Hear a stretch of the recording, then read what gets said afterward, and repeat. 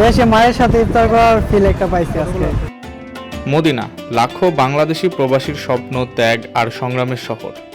দেশে থাকা প্রিয়জনদের ভালো রাখতে প্রবাসীরা প্রতিদিন নিরলস পরিশ্রম করে চলেছেন।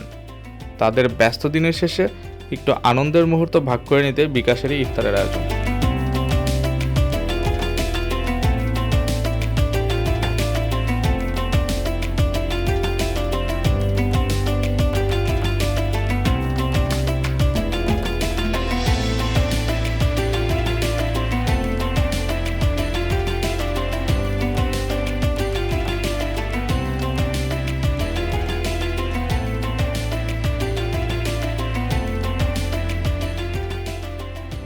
এটা আমার কাছে খুব ভালো লাগছে, একটা আনন্দ সঙ্গীত যেটা এখানে ইফতার পার্টি হয়েছে, এটা যে পাকাইতে পারছি, সমস্ত রোজাদারকে খাওয়াইতে পারছি, এই জন্য আমাকে খুব গর্ব মনে করি, আমাকে ধন্যবাদ মনে করি।